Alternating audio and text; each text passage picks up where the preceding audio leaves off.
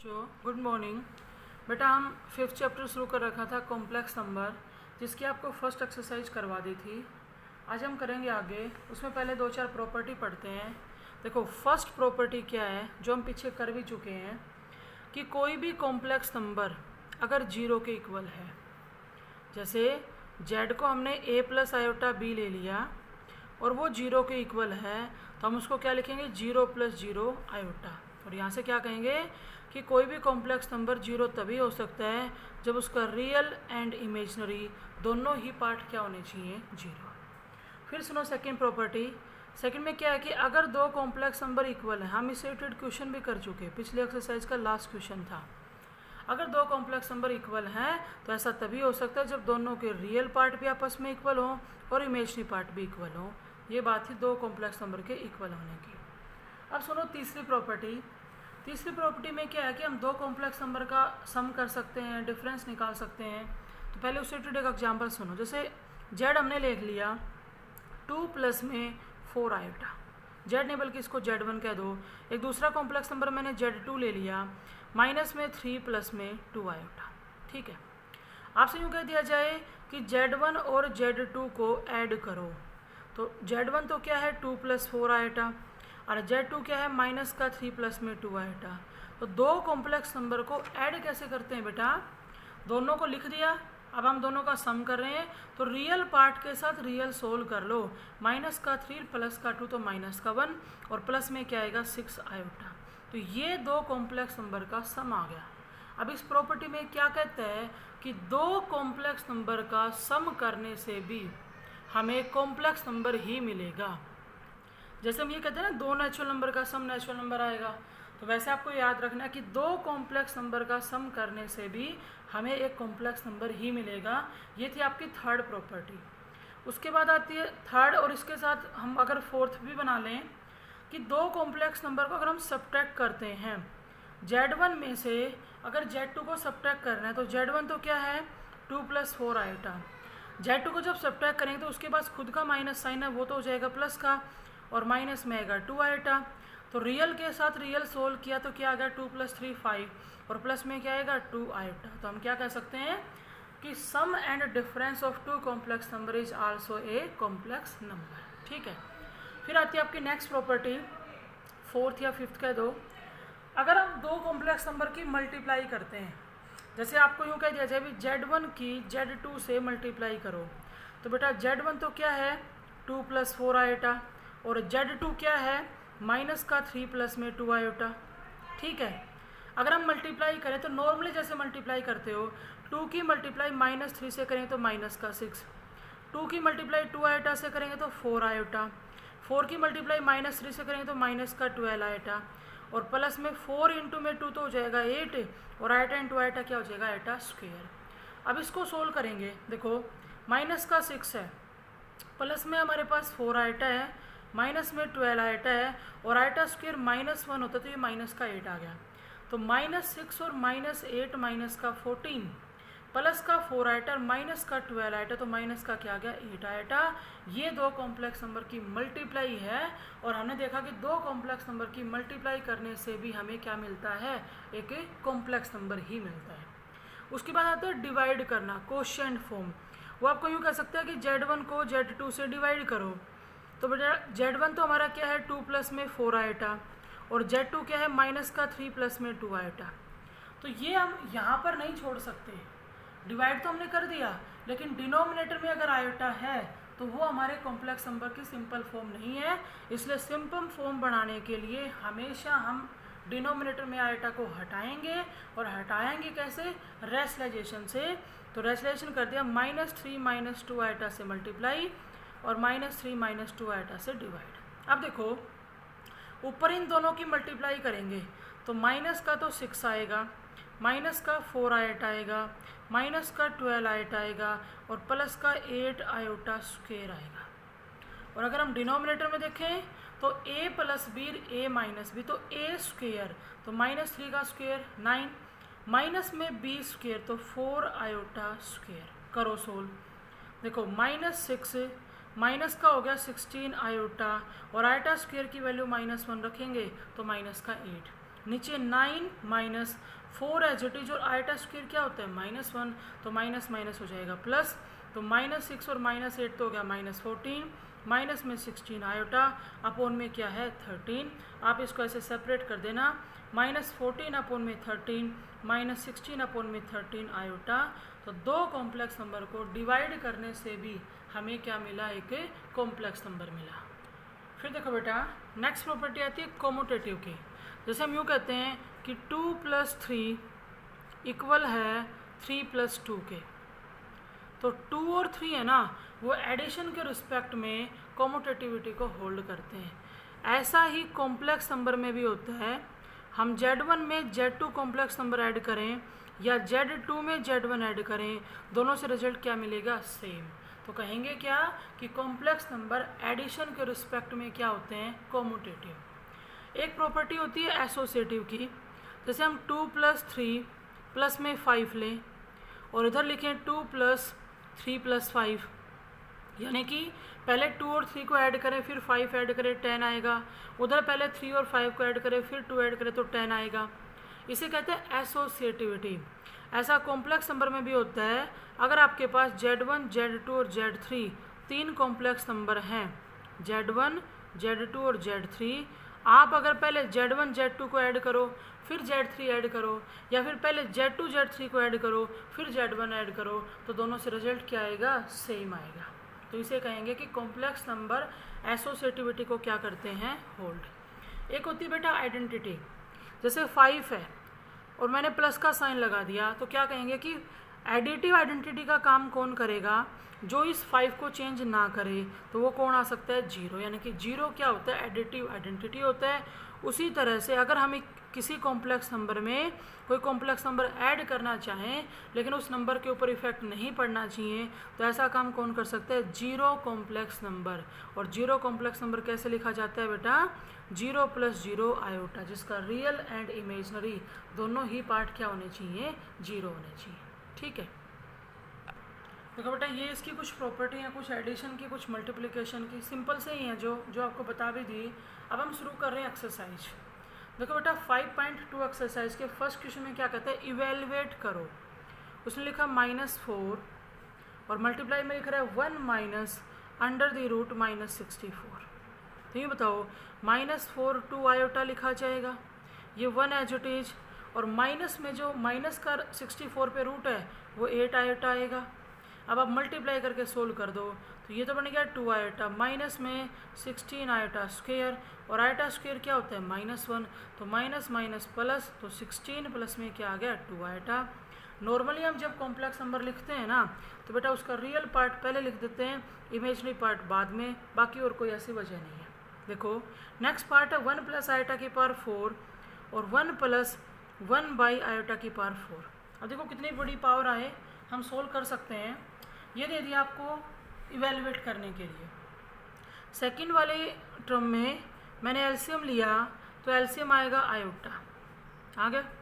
यहाँ क्या बन गया, आयोटा प्लस में 1 और उसकी पावर कितनी है, 4। तो बेटा ये भी 1 + आयोटा, ये भी 1 + आयोटा, तो दोनों का बेस सेम है, तो हम यूँ कह देंगे भाई 4 और 4 कितनी पावर होगी, 8। और नीचे जो आयोटा पे 4 पावर लगेगी वो हमारा क्या बन जाएगा, 1 बन जाएगा, यानी कि आपके पास ये आ गया। अब इसको सोल्व करने के लिए हम इसको 1 + आयोटा का स्क्वायर और बाहर 4 बार लिख सकते हैं। जब अंदर 1 + आयोटा का स्क्वायर खोल लेंगे तो 1 आएगा, प्लस में आयोटा स्क्वायर आएगा, प्लस में 2 आयोटा आएगा, और उस पर कितनी पावर रहेगी, 4। अब देखो आयोटा स्क्वायर तो -1 होता है, प्लस में 2 आयोटा एज इट इज, उसकी पावर 4, तो 1 से 1 कैंसिल हो गया। इसमें लिखेंगे 2 की पावर 4 16 और आयोटा की पावर 4 क्या होता है, 1, तो 16 होकर कितना आ जाएगा, 16 आएगा। नेक्स्ट देखो इसी का थर्ड पार्ट, माइनस आयोटा है, इंटू में 2 आयोटा है, और इंटू में -1/8 आयोटा, उसका क्यूब दे रखा है। ठीक है, हमें क्या करना है, सोल्व। देखो बेटा 2 को अलग से निकाल दिया और मैंने यहाँ से 8 की पावर 3 को भी अलग से निकाल दिया, कर लेंगे सोल्व। अब ये जो माइनस है ये 3 पावर से बाहर निकलेगा और एक माइनस इसके पास था, तो सारे क्या हो गए, प्लस। अब करो आओ कि हमारे पास आयोटा कितने बन गए, एक पावर ये रही, एक पावर ये रही, 2, और 3 पावर इसके पास है, तो आयोटा की 5 पावर है। ये आप कैंसिल करना चाहो तो कर देना। और आयटा की पावर 5 की अगर हम बात करें ना तो आयटा की पावर 4 तो बन जाएगी 1, तो हमारे पास आयटा की कितनी पावर बचेगी 1 पावर, तो ये हो जाएगी इसकी सिंपलेस्ट फॉर्म।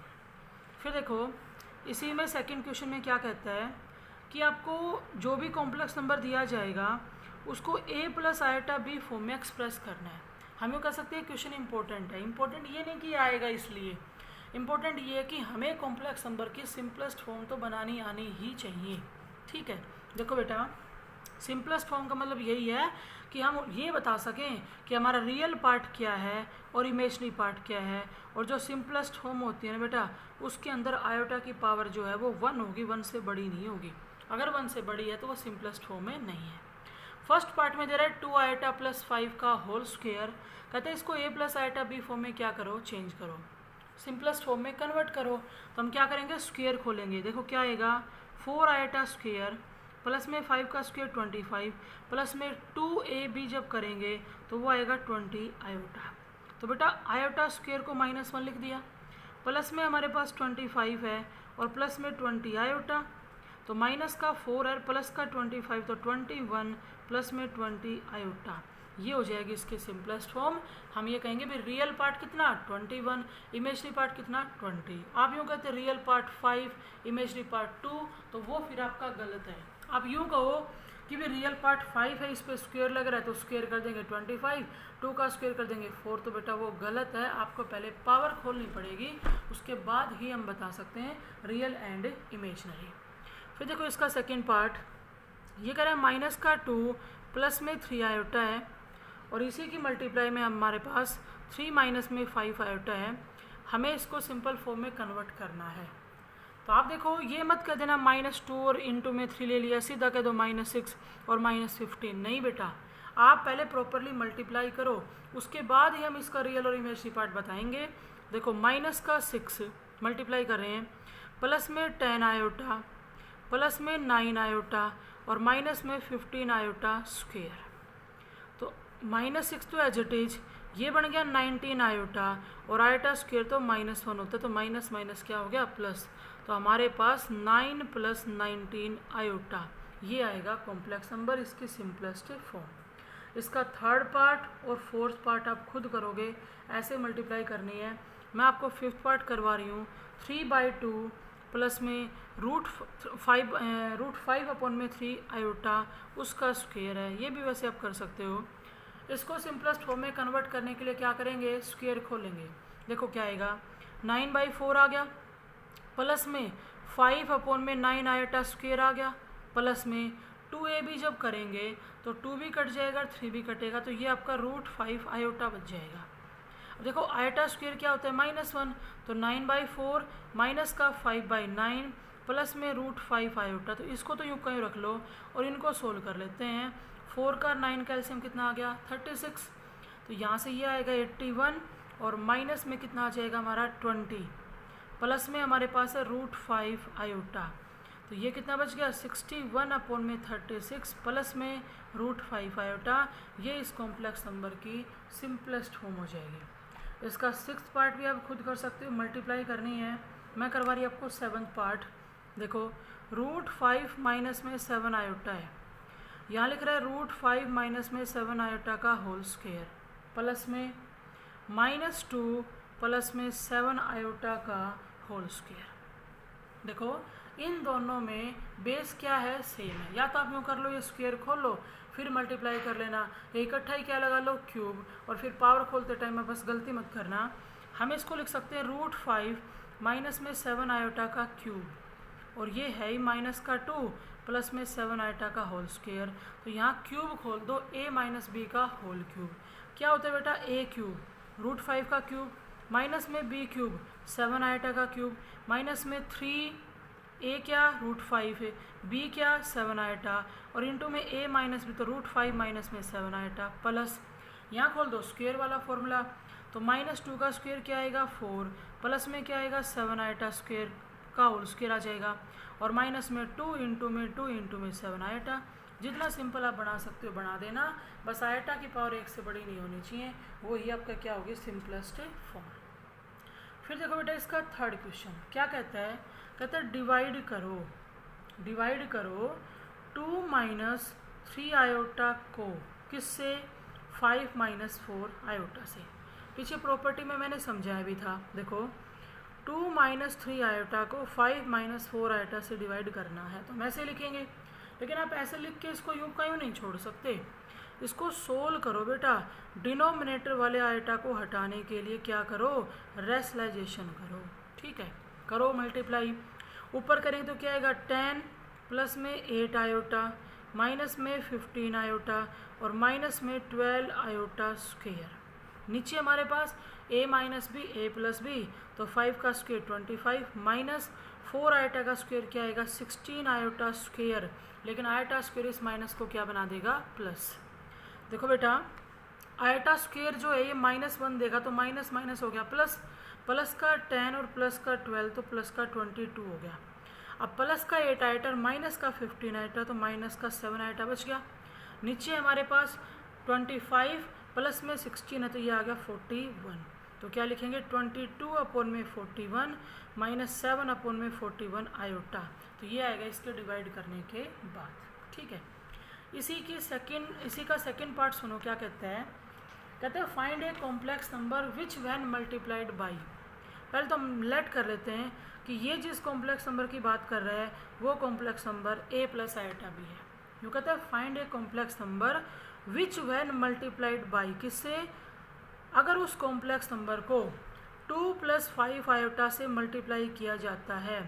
हमने मान लिया वो complex number a plus iota भी है, जब उसकी मल्टीप्लाई 2 प्लस 5 आयोटा से करते हैं तो 3 माइनस में 7 आयोटा आएगा।